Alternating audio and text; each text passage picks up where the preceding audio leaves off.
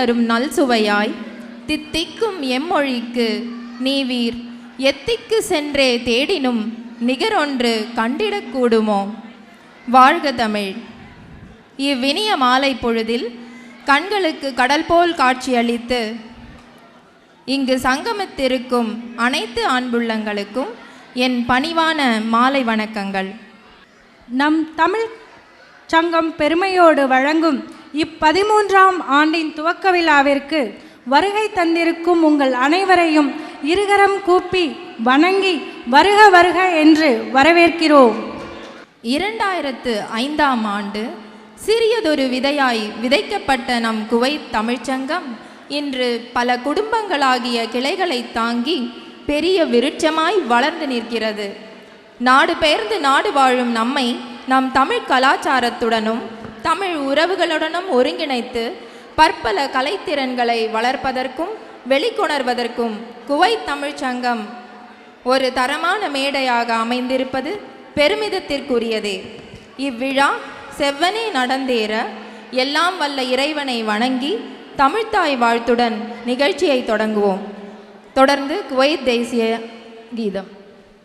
நீராறும் கடலுடுத்த நிலமடந்தை கெழிலொழுகும் சீராறும் வதனமென திகழ்பரத கண்டமெதில் தெக்கணமும் அதில் சிறந்த திராவிடனல் திருநாடும் தக்க சிறு பிறை நுதலும் தரித்தனரும் திலகமுமே எத்திலக வாசனை போல் அனைத்துலகும் இன்பமுற எத்திசையும் புகழ் மணக்க இருந்த பெரும் தமிழனங்கே தமிழனங்கே உன் சீரிழமை திறம்பியந்து செயல் மறந்து வாழ்த்துதுமே வாழ்த்துதுமே வாழ்த்துதுமே.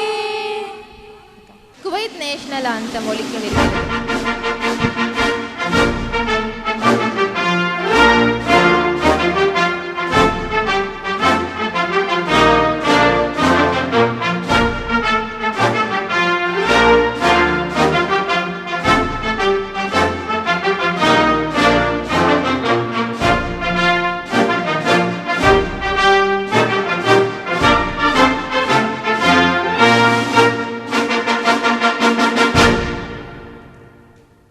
தமிழர் தம் மரபுக்கிணங்க இவ்விழாவை குத்துவிளக்கேற்றி ஒளிர்விக்க திருமதி அனுஷியா கந்தநாதன், திரு AN நடராஜன், திருமதி மகாலட்சுமி ராஜா, திரு கண்ணன், திரு லக்ஷ்மி நாராயணன் அவர்களை மேடைக்கு வருமாறு அன்போடு அழைக்கிறோம்.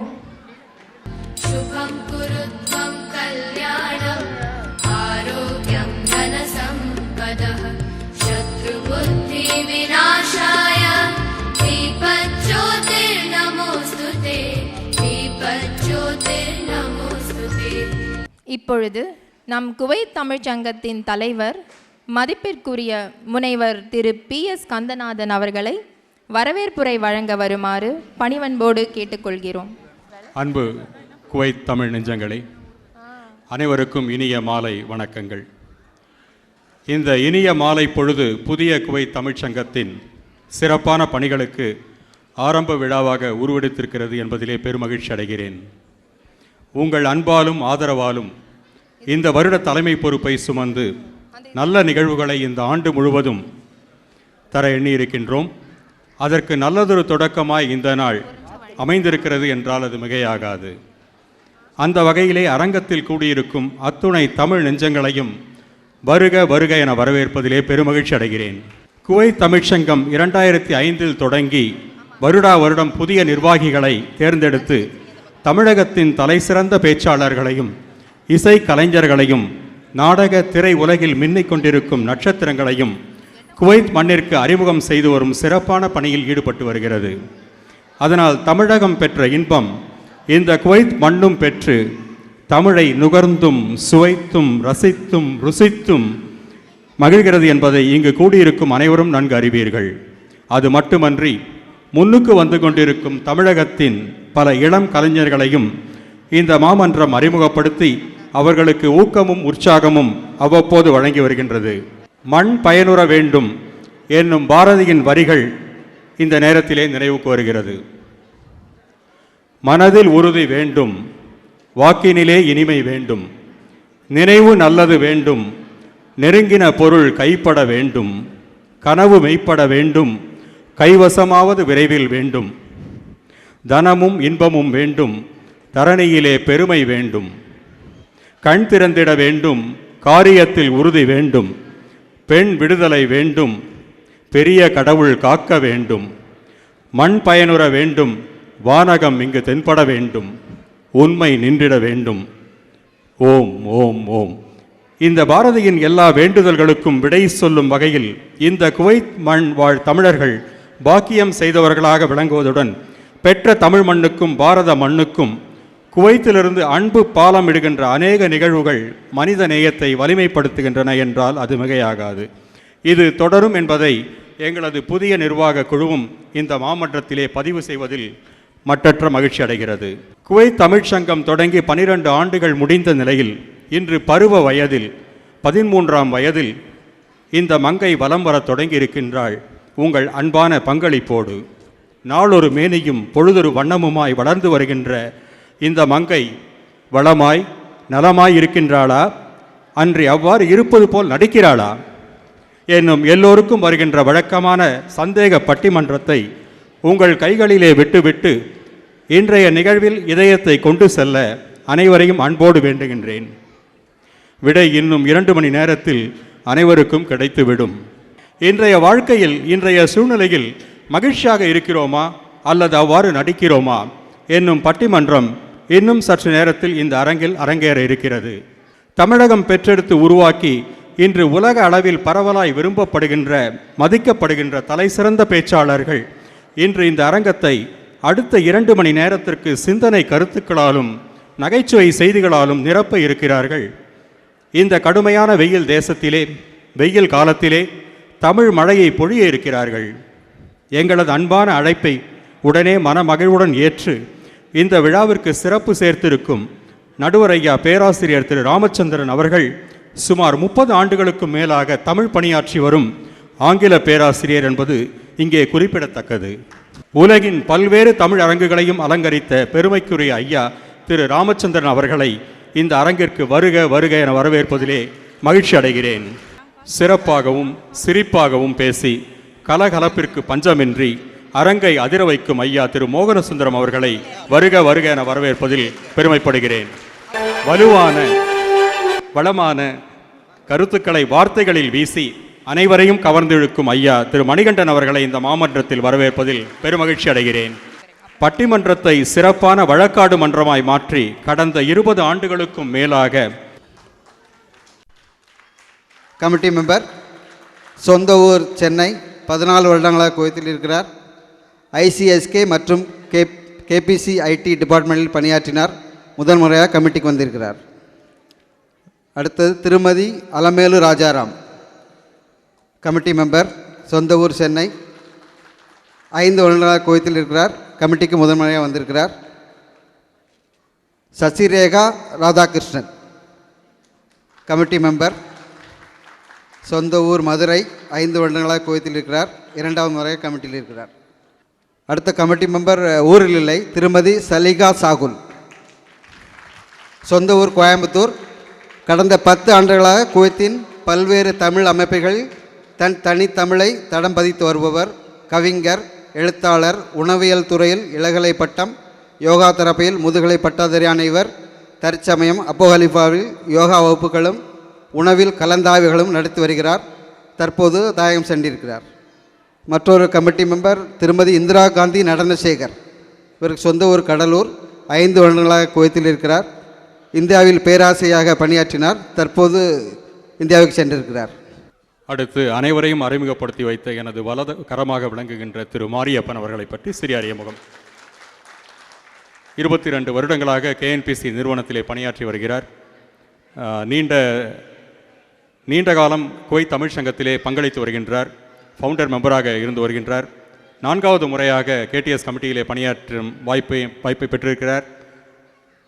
உங்கள் அனைவரது ஆதரவாலும் இந்த கமிட்டி சிறப்பாக செயல்பட உங்கள் ஆதரவை வேண்டி விடைபெறுகிறேன்.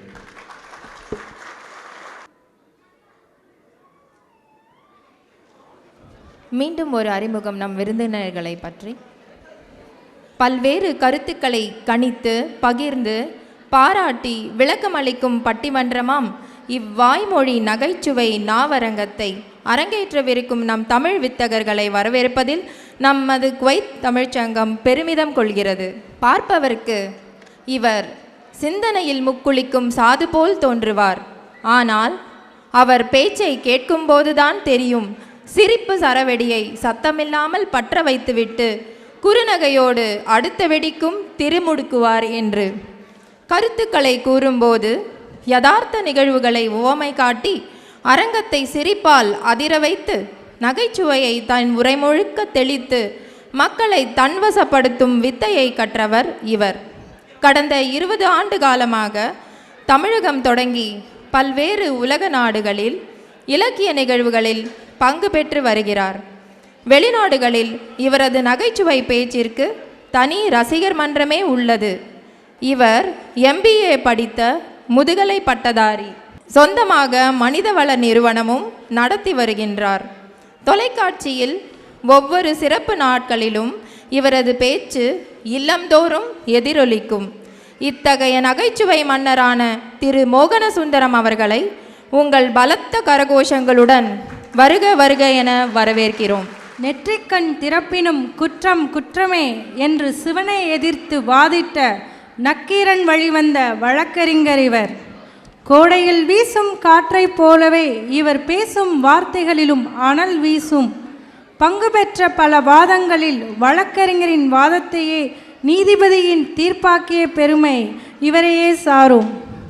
இவர் செதுக்கிய கல்மண்டபம் என்ற நாவலின் அழகு இலக்கிய சிந்தனை என்னும் விருதினால் மேலும் அலங்கரிக்கப்பட்டது.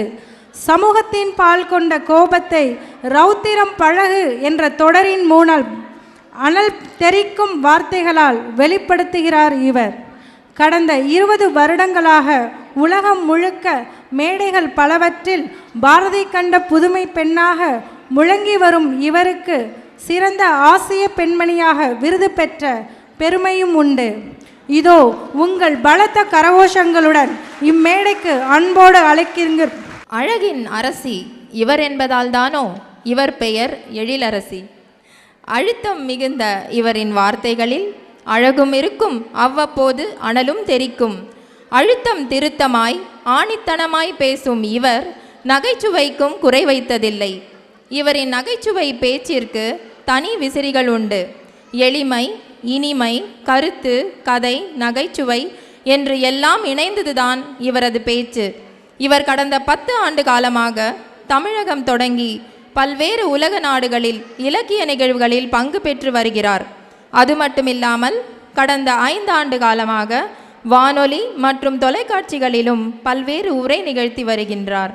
இத்தகைய பெருமைகளுக்குரிய நம் தமிழ் வித்தகி திருமதி எழிலரசி அவர்களை இதோ உங்கள் பலத்த கரவொலியோடு வருக வருக என வரவேற்கிறோம். கடந்த 20 ஆண்டு காலமாக தமிழகம் தொடங்கி பல்வேறு உலக நாடுகளில் இலக்கிய நிகழ்வுகளில் பங்கு பெற்று வருகிறார். இவர் ஆன்மீகம் என்னும் ஆழ்கடலில் முனைந்து முத்தெடுத்து மட்டிலா மகிழ்ச்சி எய்தியவர். சமயம், சமுதாயம் இவற்றை பல்வேறு கோணங்களில் தனது பேச்சில் படம் பிடித்து காட்டுபவர். கல்லூரி மாணவர்களையும் பள்ளி மாணவர்களையும் தனது ஊக்கமூட்டும் நகைச்சுவை பேச்சால் கவர்ந்தவர். விஜய் டிவியின் பக்தி திருவிழாவில் தொடர்ந்து உரையாற்றி வருபவர். சிறந்த எழுத்தாளரான இவர் பல நூல்களையும் ஒளிநாடாக்களையும் வெளியிட்டுள்ளார். மேடைகளில் இவரது சொல்லாடல்களுக்கு மக்கள் மகுடம் சூட்டியதால் தமிழக அரசு இவருக்கு சொல்லின் செல்வர் என்ற உயரிய விருதையும் வழங்கி பெருமைப்படுத்தியது. இத்தகைய பெருமைக்குரிய சொல் ஞாயிறு திரு மணிகண்டன் அவர்களை உங்கள் பலத்த கரகோஷங்களுடன் வருக வருக என்று வரவேற்கிறோம். தமது பெயருக்கேற்ப சந்திரன் போல் குளிர்ந்த பேச்சும் எழுத்தும் கருத்துக்களை எளிய முறையில் இலகுவாக மக்களுக்கு எடுத்துரைக்கும் இவரது ஆற்றலும் சமூகத்தில் பல புதிய மாற்றத்தை ஏற்படுத்தி வருகிறது. கடந்த 30 ஆண்டு காலமாக தமிழகம் தொடங்கி பல்வேறு உலக நாடுகளில் இலக்கிய நிகழ்வுகளில் பங்கேற்று வருகிறார். மேலும் கடந்த 5 ஆண்டு காலமாக ஸ்டார் விஜய் தொலைக்காட்சியில் பண்டிகை காலங்களில் பட்டிமன்றங்களில் பங்கேற்று வருகிறார். இவர் கல்லூரியில் ஆங்கில பேராசிரியராகவும் பல ஆராய்ச்சி மாணவர்களின் வழிகாட்டியாகவும் திகழ்ந்து வருகிறார். ஆன்மீகம், இலக்கியம், பட்டிமன்றம் என்று இவரது ஒவ்வொரு பேச்சிற்கும் தனி வரவேற்புண்டு. நடுநிலைமை என்பது ஒரு உயர்ந்த நிலை, குணம். எந்த சூழ்நிலையிலும் யார் சொல்வதையும் விருப்பு வெறுப்பின்றி கேட்டு ஆய்வு செய்து முடிவெடுத்தலாகும்.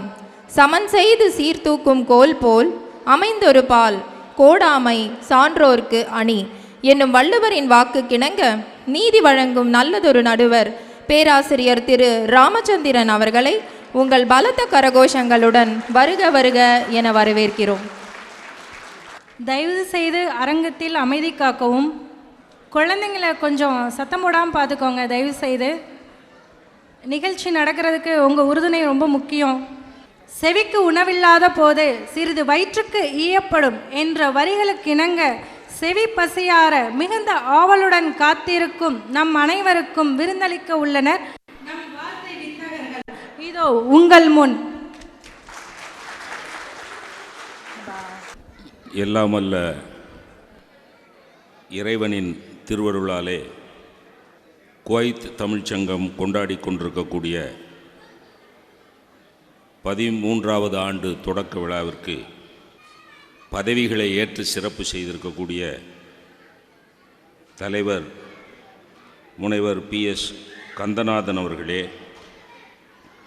பொதுச் செயலாளர் மரியாதைக்குரிய மாரியப்பன் அவர்களே, பொருளாளர் திருமிகு ராமகிருஷ்ணன் அவர்களே, துணைத் தலைவர் திருமிகு ஆவுடை நாயகம் அவர்களே, இணை செயலாளர் திருமிகு யாதவ் மூர்த்தி அவர்களே, இணை பொருளாளர் முரளி அவர்களே, நிர்வாக குழு உறுப்பினர்களாக பதவியேற்ற அருமை நண்பர்களே, பட்டிமன்ற மேடையிலே வீட்டிருக்கக்கூடிய அறிஞர் பெருமக்களே, குடும்பமாக கூடியிருக்கக்கூடிய குவைத் தமிழ் சொந்தங்களே, உங்கள் யாவருக்கும் எங்களுடைய பணிவான வணக்கத்தை, நன்றியை முதற்கண் தெரிவித்துக் கொள்கிறோம். இந்த அரங்கத்திலே அமைதி காக்க வேண்டும் என்று அனௌன்ஸ் பண்ணார்கள். அது எங்களுக்காகத்தான். தயவுசெய்து யாரும் உங்களுக்காகன்னு நினச்சிட்டு அமைதி காத்துறாதீங்க. எப்போவுமே மழை பெய்ததுன்னா ஏதாவது விளைஞ்சாதான் அந்த மழைக்கு மரியாதை. ஒன்றுமே விளையலைன்னு வைங்க, பாறையில் மழை பெய்யுதுன்னு வைங்களேன், பாறையில் பெய்கிற மழைக்கு மரியாதை கிடையாது. நன்சை நிலத்தில் பெய்கிற மழைக்கு தான் மரியாதை உண்டு. எந்த மழை விளைச்சலை தருகிறதோ அந்த மழைக்கு மரியாதை இருக்கிறது. அதனால்தான் பேச்சையும் சொற்பொழிவு என்று சொன்னான் தமிழர். மழை பொழிகிறது, சொல் பொழிகிறது. மழை பெய்தாலும் பலன் இருக்க வேண்டும், சொல் பெய்தாலும் பலன் இருக்க வேண்டும். கூடி கலைகிற கூட்டமாக குவைத் தமிழ்ச்சங்க கூட்டம் இருக்கக்கூடாது என்று கருதியதால் தான் அமைதி காக்கவும் என்று சொன்னார்கள். அதே மாதிரி நான் என் பங்குக்கு ஒரு வேண்டுகோள் வைக்கிறேன். இந்த கைபேசி தயவு செய்து ஒரு 2 மணி நேரம் அமைதி காக்கவும். ஏன்னா அது பெரிய ஒரு மேடைகளிலே பேசக்கூடியவர்களுக்கு பெரிய தொந்தரவாக இருக்கிறது. நான் நேரடியாக அனுபவப்பட்டதனால் சொல்லுகிறேன். நேரடியாக அனுபவப்பட்டேன். ஒரு கோயம்புத்தூரில் ஒரு கூட்டத்தில் இதே மாதிரி பட்டிமன்றம் நடுவராக இருக்கிறேன். இது மாதிரி அறிஞர்கள் கூடியிருந்த அவை தான் அது. கரெக்டாக 2வது வரிசையில் ஒரு பெரியவர் 50-55 வருடங்கள் வாழ்ந்து முடித்தவர், ரொம்ப நாகரிகமாக உடை உடுத்தியிருந்தார். அவர் நடந்து கொண்ட விதத்திலிருந்து நான் ஒரு முடிவுக்கு வந்தேன். உடைக்கும் பண்பாட்டுக்கும் ஒரு தொடர்பும் இல்லை. நாகரிகமாக உடுத்தி இருந்த காரணத்தினால் அவர் நாகரிகமாக நடந்து கொள்வார் என்று எதிர்பார்ப்பது முட்டாள்தனம் என்பதை அன்றைக்கு உணர்ந்து கொண்டேன். கால் மேல் கால் போட்டுக்கிட்டார். அது தவறில்லை, ஏன்னா அவர் கால் அவர் போட்டுக்கிறார். நான் அவருக்கு நன்றி சொன்னது ஏன்னா, இங்கே உட்காந்து ஏன் கால் மேல் போட்டார்னு வைங்க, அது சிக்கலாயிரும். அதனால் கால் மேல் கால் போடுறது தப்பு இல்லை. பட் கால் மேல் கால் போடுறது, மீட்டிங் நடந்துக்கிட்டு இருக்கையில் சபையில் பேசிக்கிட்டு இருக்கிறேன், அது கடைசி வரிசையாக இருந்தால் கூட பரவாயில்ல, 2வது வரிசையில் உட்காந்துட்டு, நண்பர்களே, சிந்திக்க தெரிந்த மக்களே, உங்களிடத்திலே சொல்லுகிறேன், ஒரு கூட்டத்துக்கு வருகிற போது அந்த கூட்டத்தை கேட்கிற நோக்கத்தோடு தான் வர வேண்டுமே ஒழிய சும்மா அட்டெண்டன்ஸ் கொடுப்பதற்காக வரக்கூடாது, இல்லை பொழுதுபோக்குவதற்காக வரக்கூடாது. இன்னும் ஓப்பனாக வெளிப்படையாக சொல்லுகிறேன், பட்டிமன்றம் முடிந்தவுடன் உணவு கொடுப்பார்கள் என்பதனால் வரக்கூடாது. அது சில பேர் டைம் பார்ப்பாங்க, எப்போ முடியுமா, முடித்தா தானே சாப்பிட்லாம், அதுக்கு பேசாமல் ஹோட்டலில் சாப்பிட்டு போயிடலாம். எந்த நோக்கத்துக்காக ஒரு இடத்துக்கு போகிறோமோ அந்த நோக்கம் நிறைவேறுவதற்கு ஒத்துழைக்க வேண்டும். பூஜை அறைக்குள்ளே போனால் பூஜை செய்ய வேண்டும், குளியல் அறைக்குள்ளே போனால் குளிக்க வேண்டும், மாற்றி செய்யக்கூடாது. குளியல் அறைக்குள்ளே போய் பூஜை பண்ணக்கூடாது, பூஜை அறைக்குள்ளே போய் குளிக்கக்கூடாது. அந்தந்த அறைக்கென்று ஒரு லட்சணம் இருக்கிறது, அந்தந்த லட்சணத்தை காப்பாற்றினால்தான் கற்றறிந்தவர்கள் என்று அர்த்தம். அவர் என்ன பண்ணார், மொபைல் எடுத்துக்கிட்டார். ஹலோ, இவ்வளவு சவுண்டா 2வது வரிசையில் நான் பேசிக்கிட்டு இருக்கேன், மைக்கில் நான் பேசுகிற சப்தத்தை விட அவர் சப்தம் அதிகமாக வருது. ஹலோ, நீ பேச்சை நிறுத்தப்பா. இல்லை, எனக்கு எப்படி இருந்திருக்கும் யோசிச்சு பாருங்க. அதுவும் அவர் வச்சிருந்த அந்த இன்ஸ்ட்ருமெண்ட் இருக்கு இல்லைங்க, அது ரொம்ப மாடர்ன், சாஃபிஸ்டிகேட்டட், ரொம்ப சின்னதாக இருக்குது. இப்படி வச்சுருக்காரு, கையில் அது மொபைல் ஃபோன் இருக்கிற மாதிரியே தெரியல, சின்னதாக வச்சுட்டு, பேச்சை நிறுத்தப்பா. என்ன பேச்சு உனக்குலாம், என்ன பேச்சு? 50,000 ரூபா புதன்கிழமை வாங்கின இல்லை, சனிக்கிழமை தர்றேன்னு சொன்ன இல்லை, கொடுத்தியா நீ? சொன்ன சொல்ல காக்க தெரியாத பயலுக்கெல்லாம் என்னடா பேச்சு, பேச்சை நிறுத்துறான்ட்டான். அங்கே எவன்டையோ சொல்கிறான், வச்சுட்டான், பைக்குள்ளே வச்சுட்டான். என்ன கொடுமை, பட்டிமன்றம் முடிஞ்சு தீர்ப்புலாம் முடிஞ்சு இறங்குறேன், அந்த சகோதரி மாதிரி, அவங்கள மாதிரி அனுசுயா தானே, அனுசுயா மாதிரி ஒரு சகோதரி வந்து, சார், பேராசிரியர் ஐயா, உங்கள் மேலே எனக்கு ரொம்ப மதிப்பு இருக்குய்யா, உன் பேச்செலாம் எனக்கு ரொம்ப பிடிக்குங்கய்யா, ஆனால் உங்களுக்கு அறிவுரை சொல்கிற அளவுக்கு எனக்கு தகுதி இல்லையா, இருந்தாலும் சொல்கிறேன், யார்கிட்டையாவது 50,000 1,00,000னு கடன் வாங்கினா திருப்பி கொடுத்துருங்கய்யாங்குது. அது என்னன்னா, அவன் பேசுனதை உண்மைன்னு அந்த அம்மா நினச்சி, நான் தான் கடன் வாங்கினேன்னு நினச்சி, நல்ல வேளை தீர்ப்பு சொன்ன பிறகு அந்த அக்கா வந்து பேசிச்சு. தீர்ப்புக்கு முன்னாடினா தீர்ப்பு தசை மாதிரி இருக்கு. அதனால் தயவு செய்து ஒத்துழையுங்கள் அப்படிங்கிறது அனௌன்ஸ்மெண்ட்டு. எல்லா இடத்துலையும் ஒத்துக்கிறோம்ல, சீட் பெல்ட்டை போடுனா விமானத்தில் போட்டுக்கிறோம்ல, லேண்ட் ஆக போகுது எந்திரிச்சு டாய்லெட்டுக்கு போகாதானே, போவேன்னு போகிறோமா, போனோன்னா அந்த ஏர் ஹோஸ்டஸ்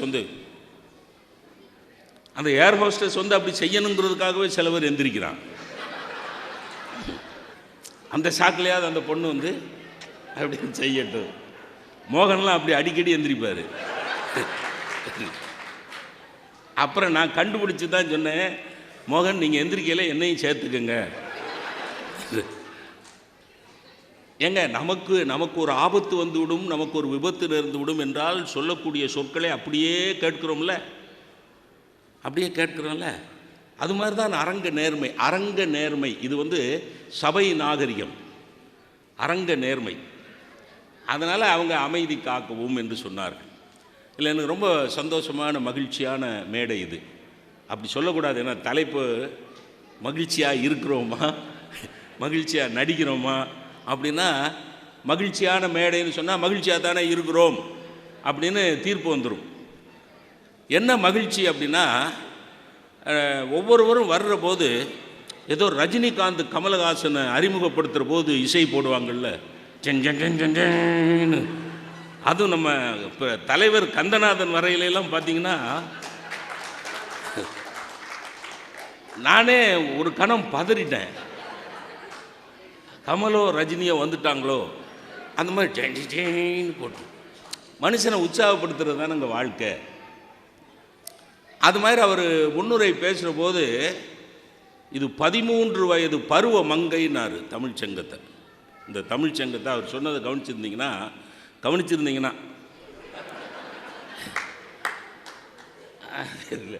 அது சில பேர் யோசிப்பார், கவனிக்கிறதுக்காக வந்தோம், அது கவனின்னு வகுப்பில் எல்லாம் கவனிப்பாங்களோ இல்லை. உண்மையிலே அது பாருங்களேன், உங்களுக்கு இன்றைக்கி குவைத் தமிழ் சங்கத்தில் சொல்கிறேன், நான் 34 வருஷம் ஆங்கில ஆசிரியனாக இருந்தேன். என் 34 வருஷத்தில் ஒரு மாணவனை கூட கெட் அவுட் ஆஃப் மை கிளாஸ்ன்னு நான் சொன்னதே கிடையாது. சத்தியம் சொல்கிறேன், கெட் அவுட் ஆஃப் மை கிளாஸ்ன்னு நான் சொன்னதே கிடையாது. ஏன் தெரியுமா? போயிடுவான். அது எப்படி போவான்னு சொல்கிறேன் கேளுங்க. You bloody rascal, get out of my class. சடக்குன்னு எழுந்திரிச்சு, very kind of you sir, thank you அப்படின்னு போவான். அவன் போகையில் இன்னும் 2 பேர் அவன் பக்கத்தில் இருக்கவன் எழுந்திரிச்சு, சார் நாங்கள் என்ன சார் பாவம் பண்ணோம், நாங்கள் எங்களுக்கு கெட் அவுட் கிடையாதா சார்மா. அவன் கவனிக்கவும் மாட்டான். அவன் உங்களுக்கு ஒன்று சொல்கிறேங்க, மறுபடியும் சொல்கிறேன். As a teacher, attendance important.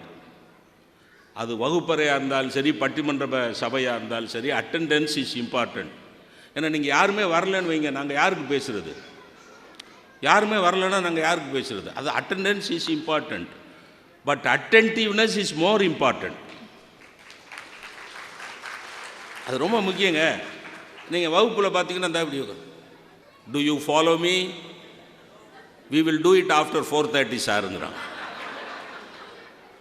அந்த ஃபாலோ இல்லைடா, இது வேறு ஃபாலோ.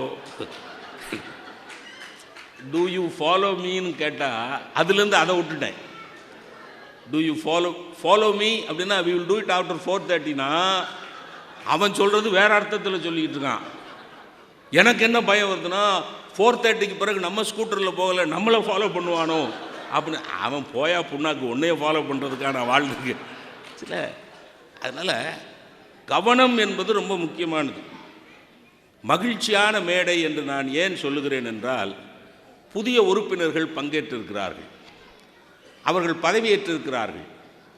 அவர்களுடைய பதவி காலத்தில் இந்த குவைத் தமிழ்ச் சங்கம் மேலும் மேலும் மேலும் மேலும் வளர்ந்து மிகப்பெரிய சாதனைகளை செய்ய வேண்டும் என்று நான் அவர்களை வாழ்த்துகிறேன். நல்ல அந்த தொகுப்பாளினிகள் 2 பேர் காம்பியர் பண்ணாங்க இல்லையா, அழகாக பண்ணாங்க. அது ஈகோலாம் இல்லாமல் சில மேடைகளில் பார்த்துருக்கேன். அந்த முதல் அம்மா பேசிக்கிட்டு இருக்கையில் 2வது அம்மா 3 ஆரம்பிக்கும். பல மேடையில் பார்த்துருக்கேன். அதான் அவங்களுக்குள்ள ஈகோ பிரச்சனை. அதெல்லாம் ஒன்றும் இல்லாமல் they never stand on prestige. ப்ரெஸ்டீஜெல்லாம் பார்க்காம பிரமாதமாக காம்பியர் பண்ணாங்க. அவர்களுக்கு என்னோடய வாழ்த்துக்கள். அதை விட குழந்தைகள், இந்த சபையில் குழந்தைகள் அமைதியாக இருக்கிறார்கள். ஏனென்றால் பெரும்பாலும் வெளியே விளையாடி கொண்டிருக்கிறார்கள். அவர்களுக்கு நன்றி சொல்லிக் கொள்கிறேன். இப்போ தலைப்பு என்ன அப்படின்னா, இன்றைய சூழ்நிலையில் நாம் மகிழ்ச்சியாக இருக்கிறோமா அல்லது மகிழ்ச்சியாக இருப்பது போல நடிக்கிறோமா? ஆங்கிலத்தில் ஒரு பழமொழி சொல்வார்கள், pretension is the breath of life என்று சொல்வார்கள். வாழ்க்கையின் மூச்சே பாசாங்கு செய்வதில் தான் இருக்கிறது. Pretension is the breath of life அப்படின்னு சொல்லுவார். உண்மைதானே? இப்போ நான் கல்லூரியில் வராண்டாவில் நடந்து போயிட்டுருக்கேன். எங்கள் முதல்வர் வர்றார். Good morning sir. Good morning. நான் மனசுக்குள்ளே என்ன ஓடும் தெரியுமா? நாசமாக போகிறவனே, நீ வெளியே போ, நாய் கடிச்சு சாவ போகிற மனசுக்குள்ளே. ஆனால் வெளியில் good morning sir, hori sir. பிரிட்டென்ஷன், பாசாங்கு, நடிக்கிறது. இந்த நடிப்பு இல்லைன்னு வைங்க, கண்டினியூ பண்ண முடியாது சர்வீஸில். ஓப்பனாக சொன்னேன்னு வைங்க, முதல்வர் அவர்களே நாய் கடித்து தான் சாக போகிறீர்கள் அப்படி சொன்னேன்னு வைங்க, உண்மையாக இருக்கலாம், என் மனசுக்குள்ளே அதுதான் உண்மை, சத்தியமாக தெரியலாம். அந்த ஆள் முரட்டு ஆளாக இருக்கலாம், பண்பாடு தெரியாதவனாக இருக்கலாம், இருந்தாலும் நான் சொல்லக்கூடாது. பாசாங்கு செய்வதில் வாழ்க்கையின் மூச்சு அடங்கி இருக்கிறது என்று ஆங்கிலத்திலே சிந்தித்தார்கள். மகிழ்ச்சியாக இருக்கிறோம் என்று ஒரு அணி, மகிழ்ச்சியாக நடிக்கிறோம். மகிழ்ச்சி என்பது மொத்தத்திலே வாழ்க்கையே மகிழ்ச்சிக்கான தேடல் தானே. மொத்தத்திலே மனித வாழ்க்கையே மகிழ்ச்சிக்கான தேடல் தானே. எதற்காக இந்த கூட்டம், எதற்காக இந்த குவைத் தமிழ்ச்சங்கம்? அந்நிய நாட்டிலே வந்து சம்பாதிப்பதற்காக வந்தவர்கள் எதற்காக தமிழை குறித்து சிந்திக்கிறீர்கள்? எதற்காக தமிழ் நிகழ்ச்சிகளை கட்டமைக்கிறீர்கள்? எல்லாமே ஒரு மகிழ்ச்சி தானே, எல்லாம் மகிழ்ச்சி தானே. சாப்பாடு மகிழ்ச்சி தானே, உணவு மகிழ்ச்சி தானே. இப்போ நான் உங்களுக்கு ஒன்று சொல்லுகிறேன் நண்பர்களே, எதுக்கு சாப்பிட்றோம் அப்படின்னு கேட்டால் உயிர் வாழணும்லங்கிறான். என் கேள்வி, உயிர் வாழ்வது தான் உணவினுடைய நோக்கம் என்று சொன்னால், இப்போ நோன்பு கஞ்சி குடித்தோம்ல, டெய்லி 3 நேரமும் நோன்பு கஞ்சி குடித்தாலும் உயிர் வாழ முடியுமா முடியாதா? முடியுமா முடியாதா? முடியல. உயிர் வாழ்வது தான் உணவின் நோக்கம் என்றால் நோன்பு கஞ்சி தினமும் 3 வேளை ஏன் விதவிதமாக செய்கிறோம்? ஏன் விதவிதமான பிரியாணி? அதில் துண்டை பூரா எடுத்துட்டா குஸ்காங்கிறான். அதில் சில பேருக்கு மகிழ்ச்சி இருக்கு. எதில்? கறி துண்டை பூரா எடுத்துட்டு குஸ்கா அப்படிங்கிறான். விதவிதமான உணவில் ஒரு மகிழ்ச்சி இருக்கிறது, விதவிதமான உடையில் ஒரு மகிழ்ச்சி இருக்கிறது. மானத்தை மறைப்பதற்கு தான் உடை என்றால் ஒரு துண்டு போதுமே, ஒரு துண்டு கட்டினா போதுமே, மானத்தை மறைச்சிக்கலாமே. ஒரு கற்பனை பண்ணி பாருங்கள், நானும் மணிகண்டன் மோகன சுந்தரம் 3 பேரும், ஒரு சின்ன கற்பனை. மானத்தை மறைப்பது தான் நோக்கம் என்றால் துண்டு போதும். எதற்கு விதவிதமான ஆடைகள்? குறிப்பாக பெண்களுக்கு எத்தனை டிசைன். ஜவுளி கடைக்கு போனீங்கன்னா போத்தீஸுக்கெலாம், திருநெல்வேலி போத்தீஸுக்கெலாம் போனீங்கன்னா, அது சென்னை போத்தீஸுக்கெலாம் போனீங்கன்னா எவ்வளவு உள்ளுக்குலாம் பெண்களை அனுப்பிச்சிட்டு ஆண்கள் குழந்தைகளோடு உட்காந்துருக்கான் சேரில் பிள்ளைகளை வச்சுக்கிட்டு. அதான். ஆனால் அந்த திருநெல்வேலி போத்தீஸ்காரன் கெட்டிக்காரன் அப்பப்போ தேநீர், அப்பப்போ காஃபி, இளநீர் அப்படி கொடுப்பான். ஏன்னா மனத்தளர்ச்சி அடைந்து விடக்கூடாது ஆண்கள். ஆண்களுக்கு வாழ்க்கையின் மேல் வெறுப்பு வந்து விடக்கூடாது. எதுக்காக ஒரு சேலை எடுக்கிறதுக்கு 2.5 மணி நேரம் 3 மணி நேரம் ஆகுது? நம்ம ஊர்லேயே எவள்கிட்ட இல்லாத டிசைன் நமக்கு கிடைச்சதுன்னா அதில் ஒரு சந்தோஷம். அடுத்த நாள் கீரை விற்கிற அதே டிசைனை கட்டிட்டு வந்தா இல்லை, 3.5 மணி நேரம் உட்காந்து அதை எடு இதை எடுன்னு செலக்ட் பண்ண சேலையை அடுத்த நாள் கீரைக்காரி சும்மா சாதாரணமாக கட்டிக்கிட்டு வர. அவள் இவளை கேட்குறா, கீரைக்காரி, ஏக்கா நீமா இதே டிசைனில் எடுத்த? டிசைன்ஸ், சந்தோஷம், கலர், வண்ணங்கள், மகிழ்ச்சி. பியூட்டி பார்லர் இருக்குமா?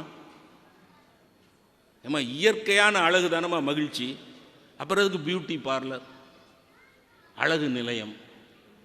எனக்கு கீட்ஸ் விளங்குது, ஷெல்லி விளங்குது, பாரதி விளங்குது, பாரதிதாசன் விளங்குது. ஆனால் இருக்கிற புருவத்தை மலிச்சு எடுத்துட்டு எதுக்கு வரைகிறாங்கன்னு இது வரைக்கும் புரிய மாட்டேங்குது. இருக்கிறத வலிச்சு எடுத்துட்டு நான் உங்களுக்கு சொல்லுகிறேன், பியூட்டி பார்லர் என்பதே மிஸ்நாமர். பியூட்டி பார்லரே கிடையாது, மேக்கப் பார்லருங்கிறது தான் கரெக்ட். எங்க அழகு குறைவான ஒரு பெண்ணை அழகாக்க முடியாதுங்க, அழகாக்க கூடாதுங்க. நீங்க என்னை அடுத்த வருஷம் கூப்பிடாட்டாலும் பரவாயில்ல.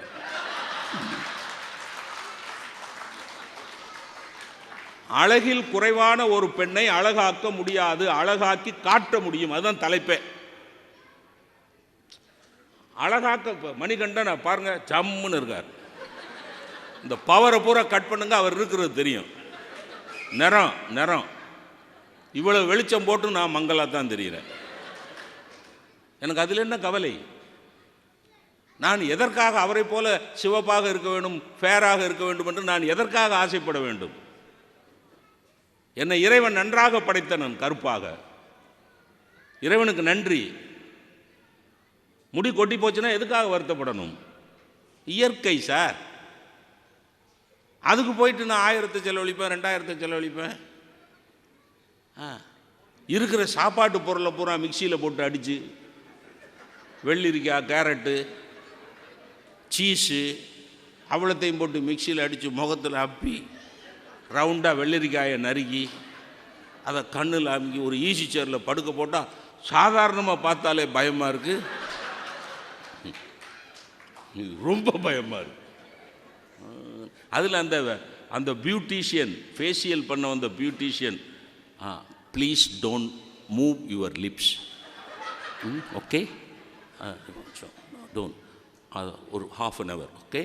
நான் இன்னொரு கேஸ் அட்டன் பண்ண போகிறேன். நான் இன்னொரு கேஸ் அட்டன் பண்ணிட்டு வந்துடுறேன் அப்படின்னு போனால் அவள் போகிறவ கதவை திறந்து விட்டு போயிட்டான். அது ரோட்டில் போய்கிட்டு இருந்த ஒரு சின்ன நாய்க்குட்டி உள்ளே வந்துருச்சு.